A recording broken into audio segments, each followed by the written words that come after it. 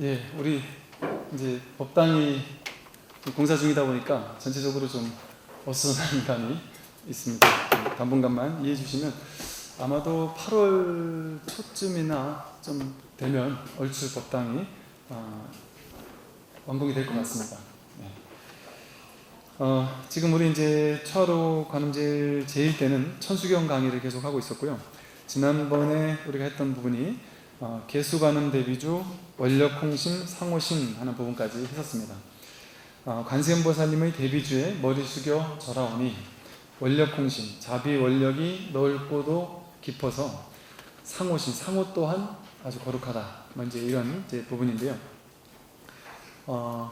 이제 자비 원력이 넓고 깊고 또 이 마음 공부에 발심을 해서 이 마음 공부에 발심을 하지 않은 사람은 뭐 일반적으로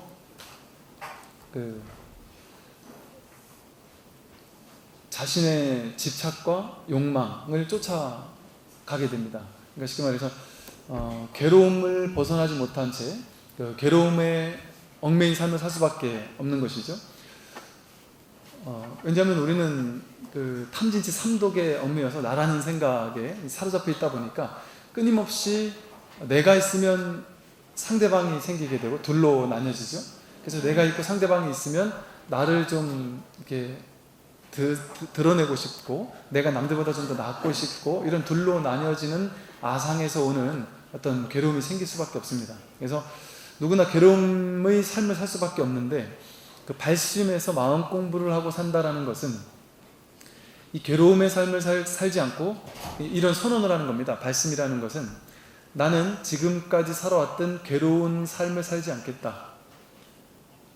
즐거웠다 괴로웠다 주변 상황에 따라 왔다 갔다 휘둘리는 이런 삶을 난 이제 청산하겠다. 그리고 앞으로 있을 늙고 병들고 죽는 문제에 대해서 난 이것을 이 생에 해결하고 가겠다. 누구나 당연히 늙는 것이고 병들고 죽는 것이지 하는 생각으로 그 늙고 병들고 죽는 것을 무기력하게 그 괴로움에 허덕이는 삶을 살지 않고 난 이제 그 괴로운 삶을 내 인생에서 끝내고자 하는 가장 큰 원대한 마음을 바란 거죠. 얼마나 사실은 인간이 그런 마음을 낼 수가 있다는 것 자체가 놀라울 정도로 엄청난 마음을 내는 게 발심입니다. 왜냐하면 인류 역사 속에 거쳐간 수없이 많은 사람들은 아무리 돈을 많이 벌어도 아무리 위대한 지도자가 되어도 아무리 막 수백 수천 수조 원을 벌어도 인류 역사 속에 가장 위대했던 위인들조차 깨달음을 얻지 못했습니다. 괴로움을 완전히 끝내지는 못했어요. 늙고 병들고 죽는다라는 괴로움 속에서 벗어난 사람은 아무도 없습니다. 그런데 이 깨달음에 발심을 했다, 마음 공부에 발심을 했다라는 것은 인류 역사를 거쳐간 그 수없이 많은 사람들이 그 누구도 해내지 못한 것을 나는 그러고 가지 않겠다. 나는 이 괴로움의 문제를 끝내고 가겠다. 라고 하는 발심을 한 거기 때문에 이건 그냥 돈 많이 벌어야지 하고 마음 내고 성공해야지 하고 마음 내는 이렇게 마음 내는 것과는 상상할 수 없는 완전 다른 차원의 마음 내는 것입니다.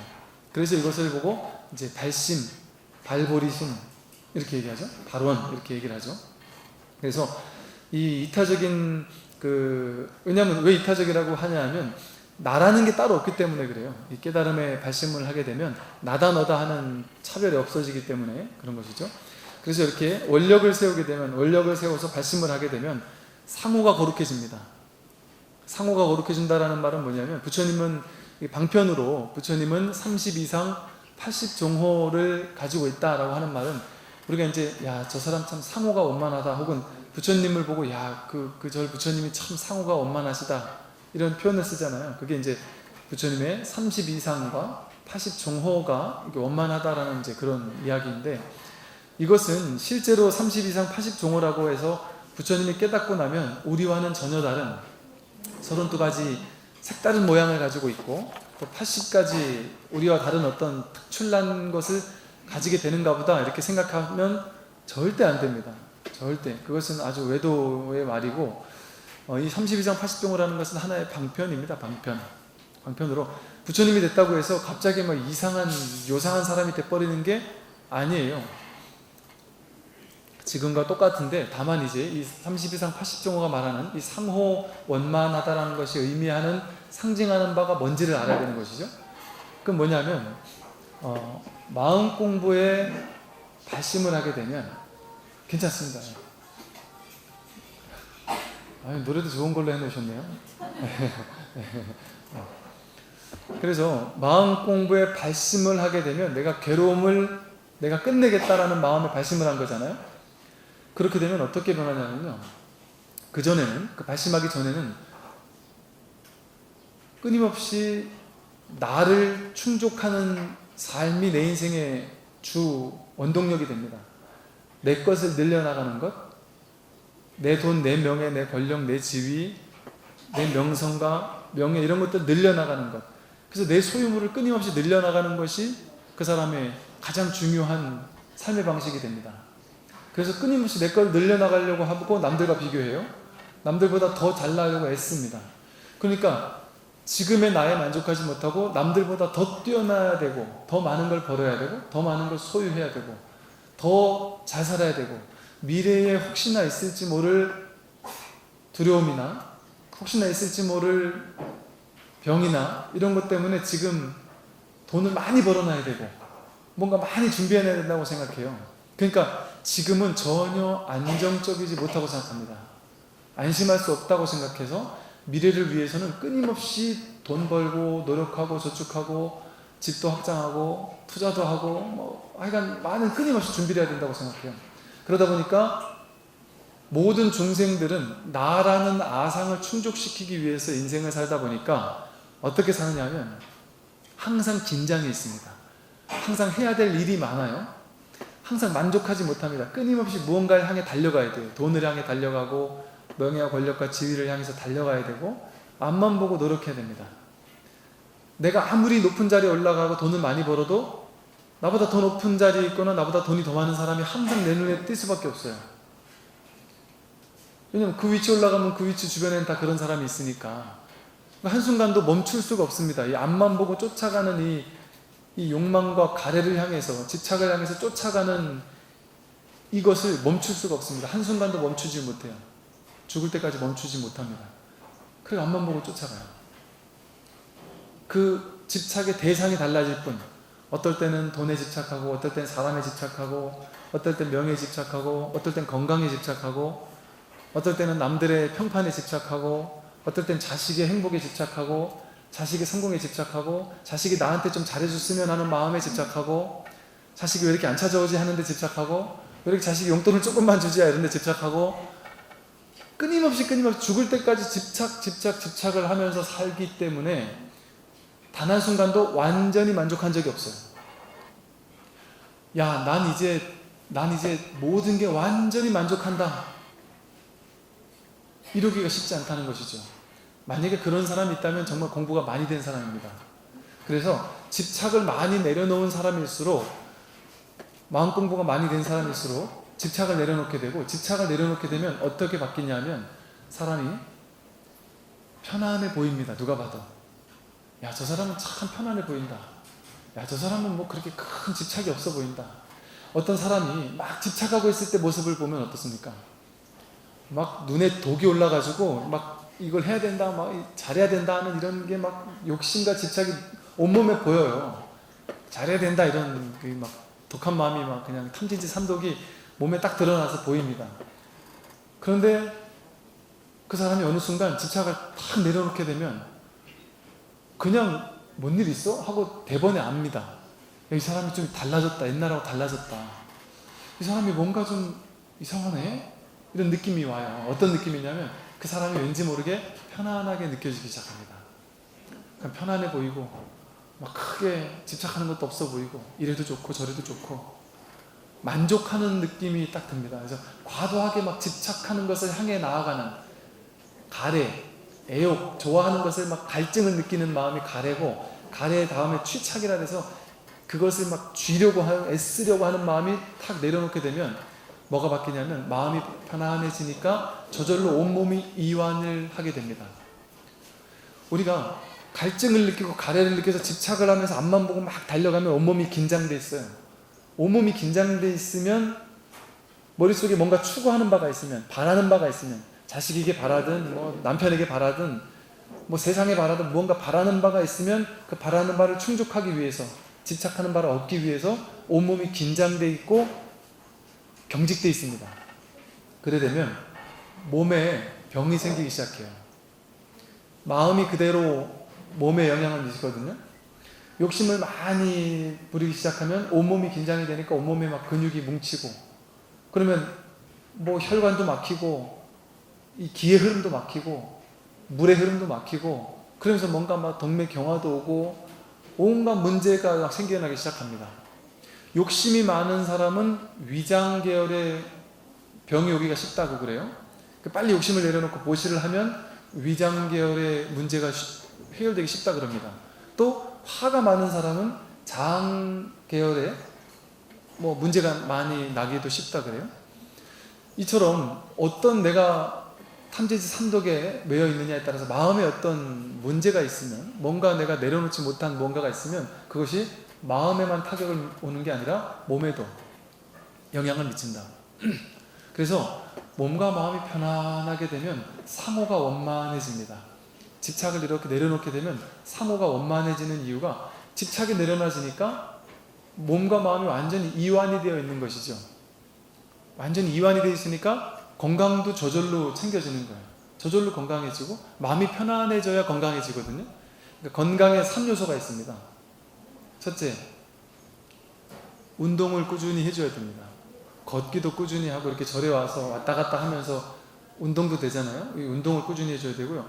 두 번째는 먹는 음식이 될 수 있으면 자연 그대로의 음식, 덜 가공된 음식. 왜냐하면 나라는 존재 자체가 자연이기 때문에, 자연에서 왔기 때문에 자연에서 온 것을 먹으면 저절로 자연 치유력이 극대화가 되게 돼 있어요. 자연에서 온 음식, 있는 그대로의 음식을 먹어야 된다. 그리고 자연 그대로의 상태에서 사람은 움직일 수밖에 없습니다. 옛날에 원시시대 때는 자기가 한 끼 먹으려면, 정글의 법칙 TV 보세요. 정글에 가서 밥 한 끼 먹으려면 하루 종일 하는 게 먹을 것 챙기는 것밖에 없잖아요. 먹을 거 자는 거. 먹으려면 그 먹을 걸 직접 벌어야 되니까 동물도 잡아야 되고 풀도 뜯어야 되잖아요. 과일도 채취해야 되고. 그러니까 몸으로 운동하지 않을 수가 없어요. 그래서 운동을 안 하고 가만히 있는 것은 자연 상태를 벗어난 겁니다. 그래서 끊임없이 몸을 움직여주는 것, 뭐 산에도 가고 일도 하고, 끊임없이 몸을 움직여주는 것이 자연 상태예요. 그랬을 때 자연 치료가 극대화되고, 먹는 것도 가장 자연과 가까운 것을 먹는 것, 가공 덜 된 음식을 먹는 것, 인간의 욕심이 덜 개입된 음식을 먹는 것, 이런 게 좋은 음식입니다. 자연 그대로의 음식이라 자연 치료를 극대화시켜줍니다. 또 인간이 가장 자연스러울 때는, 가장 자연과 닮아있을 때는 언제냐면 집착과 욕망이 없을 때입니다. 사람이 평소에는 막 욕심도 부리고 막 이러다가도 산에 가면 사람들이 다 착해지고 마음이 열리잖아요. 제가 봉정암 가서 보니까 봉정암에 온 사람들은 다 착하고, 얼굴만 보는데 그냥 다 인사하고, 다 합장해서 인사하고. 왜냐하면 자연 속에 가면 저절로 자연을 닮게 되어 있습니다. 마음이. 그래서 가장 자연스러운 상태일 때 사람은 마음이 편안해지고 집착과 욕망과 화가 내려놔지게 되어 있습니다. 그래서 이 세 가지가, 먹는 거, 몸을 움직이는, 운동하는 거, 그리고 마음을 편안히 가지는 거, 이 세 가지만 제대로 하면 몸은 저절로 건강해져요. 몸은 저절로 건강해집니다. 그 중에 제일 중요한 게 마음입니다. 마음. 어떤 마음을 가지냐에 따라서 마음에 화가 많고 짜증이 많고 욕심이 많고, 뭔가 자식하고 자꾸 싸우는 게 있고, 누군가가 미워하는 게 있고, 풀리지 않은 마음속에 응어리 같은 게 있으면 그게 그대로 몸에 타격을 줍니다. 병을 가져오죠. 그래서 얼굴 표정에서부터 벌써 드러나죠. 얼굴 표정에서부터 벌써 힘들고 괴롭고 깝깝하고 이런 모습이 그대로 드러나죠. 보통 보면 나이가 한 40이 넘으면 자기 얼굴에 책임을 져야 된다, 이런 얘기들 하잖아요. 그게 얼굴이 잘생기고 못생긴 게 문제가 아니고 편안한지 편안하지 않은지가 달라집니다. 근데 사람은 아침에 하고 점심에 또 얼굴 표정이 달라요. 편안할 때와 편안하지 않을 때 금방 달라요. 그래서 이렇게 내가 몸과 마음이 편안해져서 내가 이 괴로움을 없애겠다라는 발심을 해서 마음 공부를 하게 되면 저절로 몸과 마음이 편안하게 이완이 되고 저절로 편안해지면서 상호가 원만해집니다. 겉에서 딱 그 사람의 모습을 봐도 야, 저 사람은 참 편안하구나. 저 사람 옆에 있으면 왠지 모르게 나도 편안해지는구나. 저절로 그 사람의 어떤 위의 교화라 그래요. 그 사람의 모습만 봐도 저절로 내 마음이 편안해지고 저절로 교화가 된다. 이런 것이죠. 그래서 이렇게 부처님의 32상 80종호라는 것이 특정한 모습이라기보다는 상호가 원만하구나, 그만큼 편안해 보이는구나 하는 그런 것을 의미하는 거예요. 그러나 이제 나중에 보파불교에서 32상 80종호를 막 정하면서 부처님을 완전 괴물로 만들어놨어요. 32상 80종호에서 얘기하는 부처님 모습을 그림으로 그려내면 거의 이호상한 외계인이 될 겁니다. 근데 그런 것이 아니다. 그거는 그냥 하나의 불교의 모든 가르침은 다 방편일 뿐입니다. 근데 방편도 과해지면은 문제인데 이 32상 80종호는 아주 좀 독특한 것도 많아요. 근데 그냥 평범한 그 32상 80종호의 상호 원만한 모습을 그저 나타내는 그런 가르침도 많습니다. 뭐 대표적으로 이건 그냥 상징이니까 그냥 진짜 그렇다고 생각하면 절대 안 됩니다.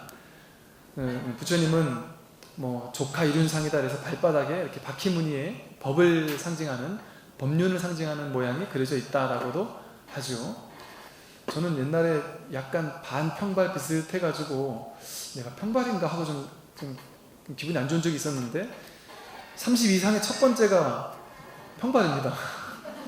그걸 보고서 이야, 내가 부처님을 닮았구나 이렇게 생각을 농담 삼아 했었는데, 그리고 손가락이 길다 그러고요, 또 손발이 부드럽다, 발등은 높고 원만하다, 장딴지가 사슴왕과 같다, 또 신체 이게 털은 위로 향해 있고 몸은 금빛이고 몸에서 나오는 빛이 두루 주변을 비친다, 피부는 부드럽고 얇다, 또 두 발바닥, 손바닥, 어깨와 정수리는 두텁고 풍만하고, 또 상반신은 아주 사자와 같이 용맹하고 신체가 크고 곱고 어깨가 원만하고, 또 특이하게 치아가 40개 이렇게 써 있어요.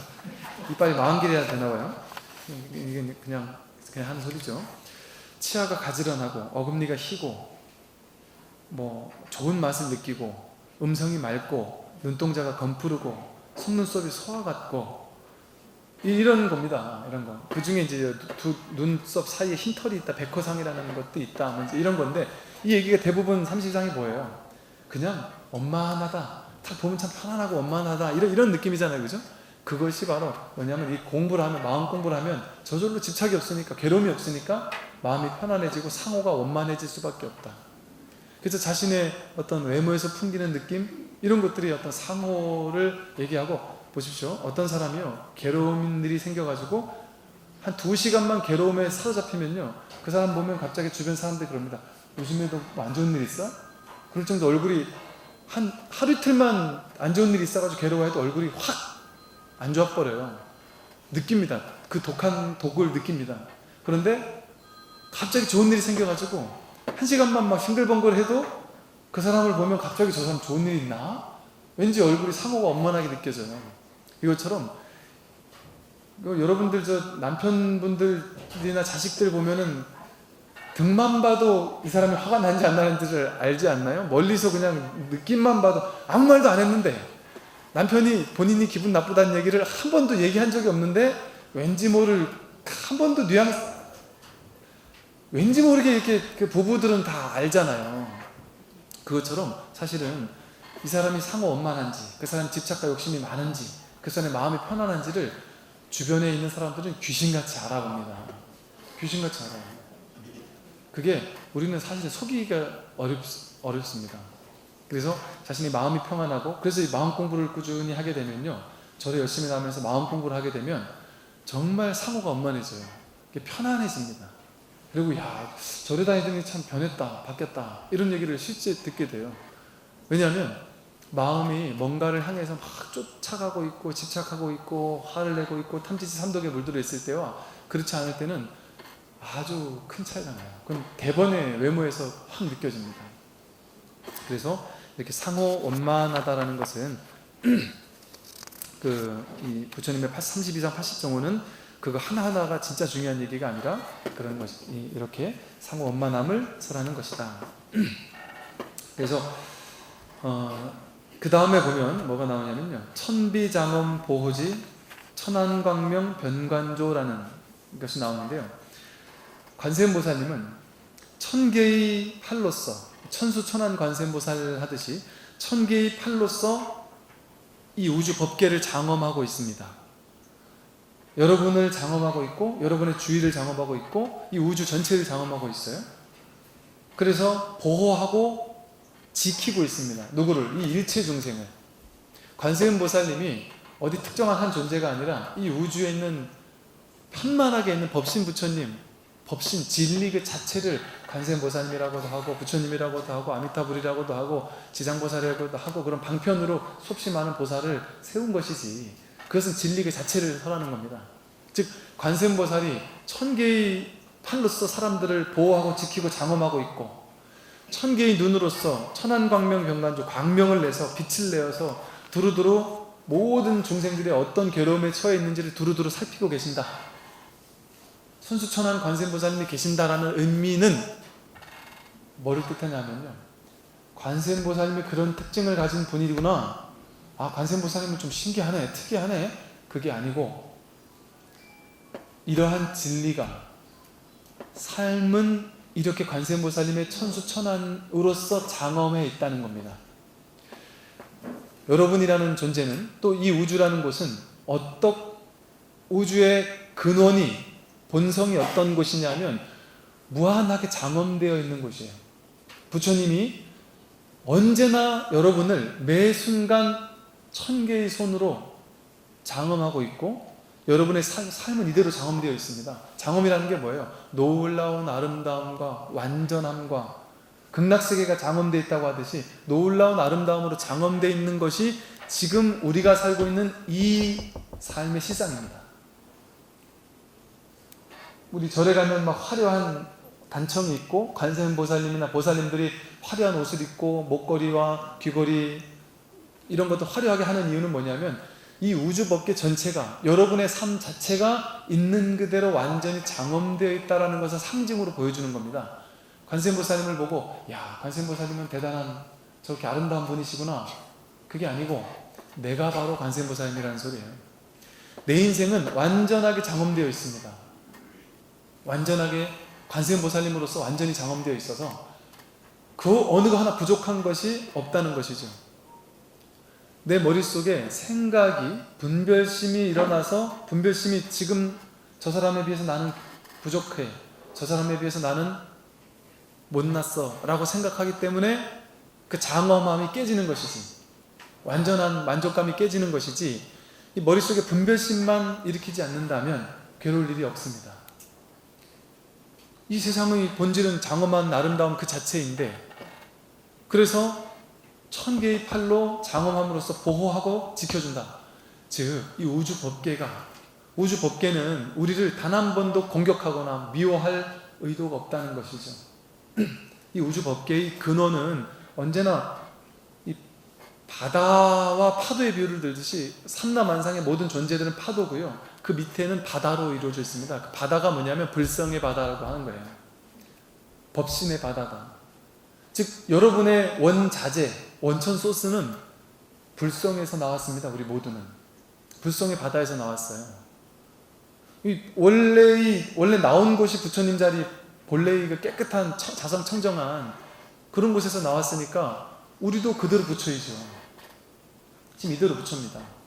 그런데 내가 머릿속으로 분별하고 시비하고 그러면서부터 이 본래 부처가 아니게 되는 거, 아니라는 착각을 일으키기 시작하는 거죠. 그런데 본래 우리 삶은 무한히 장엄되어 있을 뿐 아니라 온 우주법계 전체가 단 하나 부처 아닌 게 없으니까 색즉시 공이라고 했잖아요. 색이 그대로 공입니다. 색이 그대로 부처입니다. 목탁이, 공기가, 바람이, 구름이,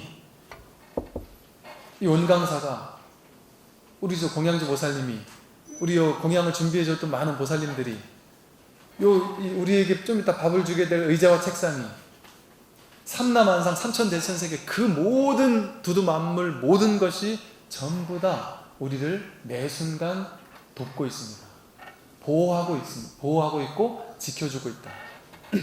여러분, 이게 우리가 지금까지 인생을 살아오면서 불교 이외의 다른 곳에서는 뭐라고 배웠냐면, 야, 넌 원래 나쁜 놈이야, 성악설이야, 원죄가 있어, 내지는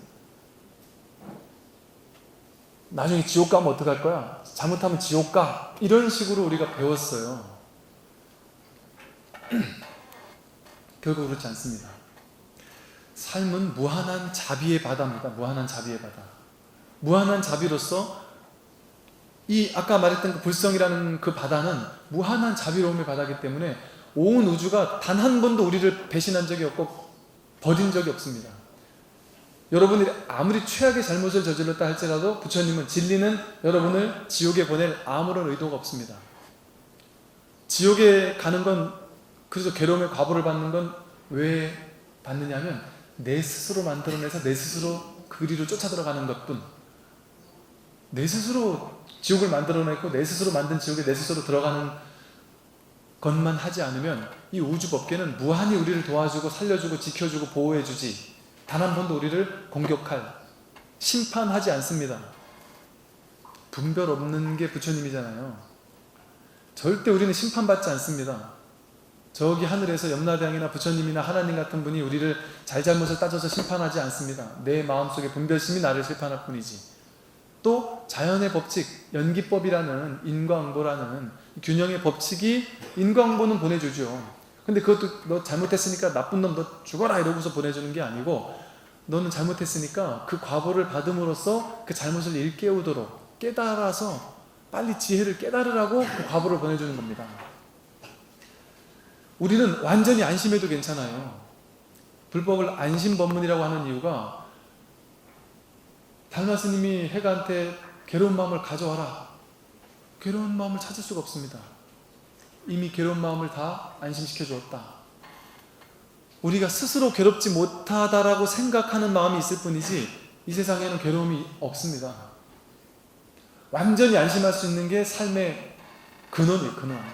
우리는 완전히 안심하고 살아도 좋다. 전혀 두려울 건 없습니다. 괴로울 것은 없습니다. 그래서 안심하세요. 아파도 괜찮아요. 아프면서 그냥 살아가면 됩니다.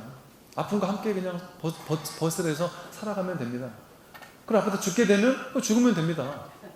왜냐하면 죽음 이후가 두렵다라는 머릿속에 분별 망상이 우리를 죽음을 두렵게 하는 거잖아요. 죽음은 전혀 두려운 게 아니에요.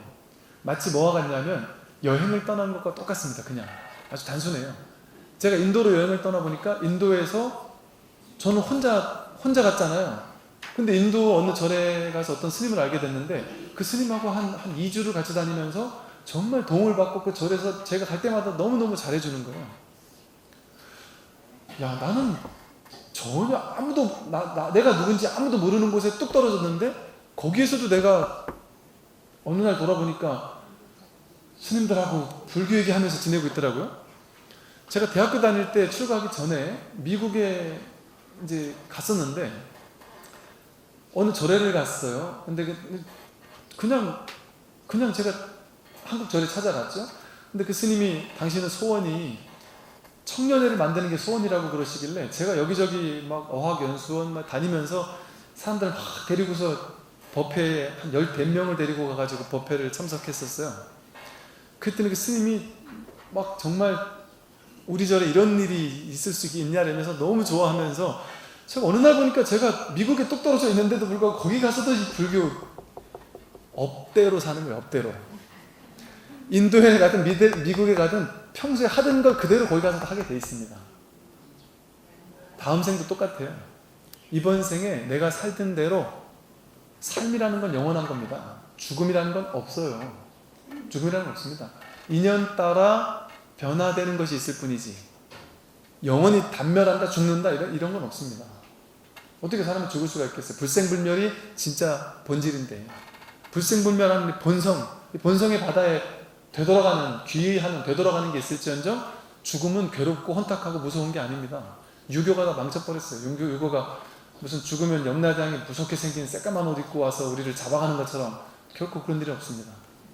하다못해 그 미국의 유럽의 많은 그 죽음을 연구하는 사람들, 죽음 이후를 연구했던 많은 사람들이 내는 결론은 뭐냐면, 죽음에서 돌아오는 사람들이 수없이 많이 있거든요. 그 사람들이 죽음을 증명할 때 100% 전부 다 염라대왕 같이 그렇게 얘기하지 않습니다. 어떻게 얘기하냐면, 티베트 사자에서도 그렇지만 죽으면 지금까지 오랜 억겁 동안 나의 부모님이었던 분들, 나를 사랑했던 부부였던 사람들, 수없이 옛날에 나와 정말 아들이었고 자식이었고 부모였고 사랑했던 남편 아내였던 나를 정말 사랑하는 그 수없이 많은 이들이 내가 죽자마자 내가 두려워할까봐 걱정할까봐 옆에 와서 탁 붙어가지고 염라대왕이 오는 게 아니고, 내가 정말 사랑하는 분들이 오고 관세음보살님이 오고 부처님이 오고 이렇게 내가 가장 사랑하는 이미지로 가지고 있던 많은 분들이 와서 우리가 걱정할까봐 두려워할까봐 걱정하지 마라, 품어주고 안아주고, 지극한 고요함, 평화로움, 안심, 사랑, 평화, 그 깊은 고요함 속에서 우리를 안심시켜준다는 거죠. 그래서 단 한 번도 나는 살아가면서 경험해보지 못한 완전한 평화 같은 것들을 다 누리게 된다는 겁니다. 죽음을 그렇게 얘기해요. 그래서 놀라운 신비이고 경이로움이고 아름다움이라고 표현을 합니다. 누구나. 그래서 죽음에서 돌아왔던 사람들이 사실은 돌아오고 싶지 않았을 정도다. 근데 이곳에서 워낙 나를 집착하고 하는 사람이 있기 때문에 다시 왔다거나, 아니면 남은 일이 있기 때문에 어쩔 수 없이 때문에 다시 왔다거나, 이렇게 얘기를 합니다.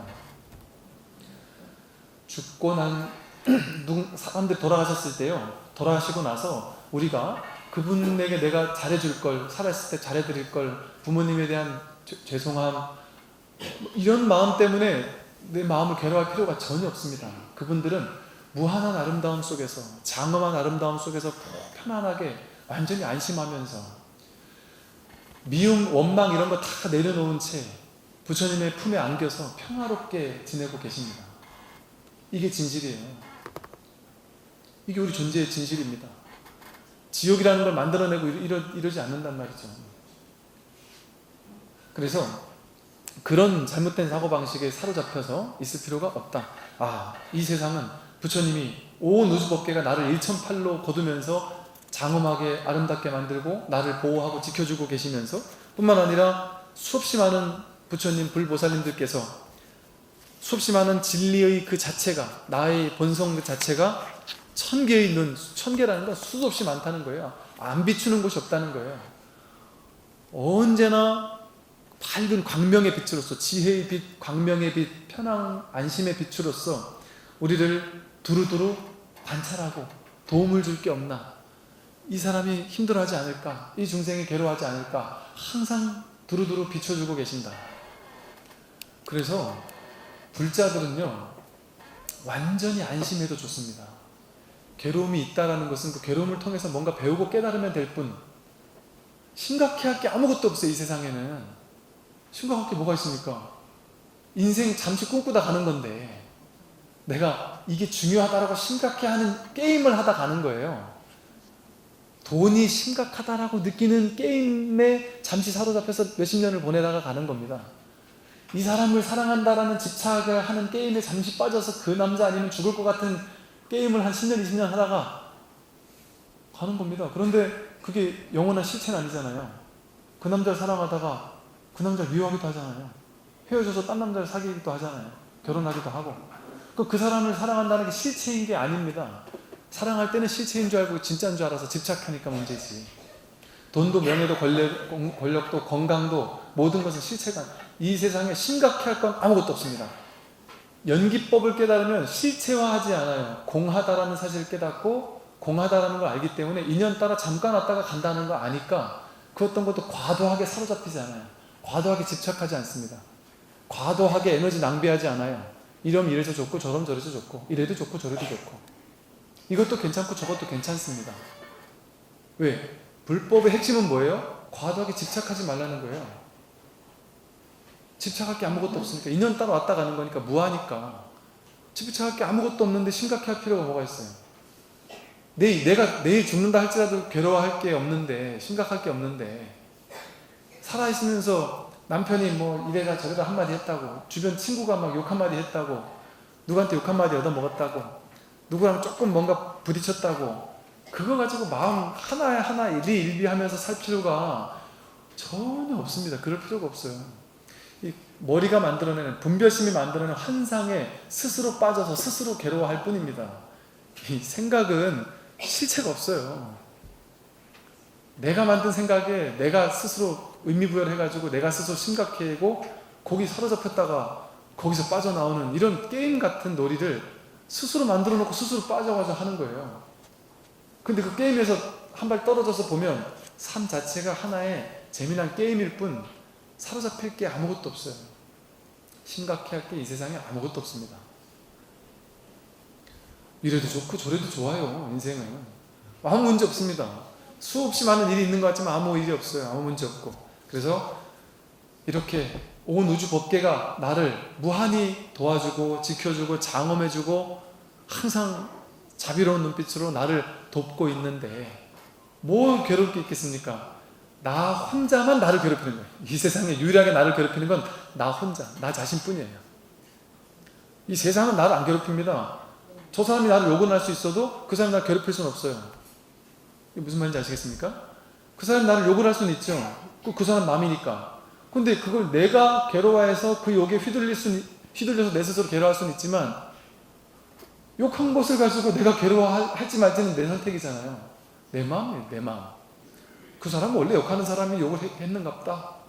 그 사람이 욕한 거 가지고 내가 받을지 말지는 내가 결정하는 건데 그 외부 상황으로 인해서 내가 괴로워할 필요가 뭐가 있겠습니까? 마음만 내려놓으면 끝인데 내 스스로 만들어놓은 의미부여해가지고 중요도를 만들어놓고 심각해하고 괴로워하는 그것만 사라진다면 이 세상엔 아무 일이 없습니다. 잠깐 일어났다가 사라지는 것밖에 없어요. 그러니까 과도하게 에너지 낭비하면서 괴로워할 필요가 없습니다. 오늘 여기까지 말씀드리겠습니다. 참고하십시오.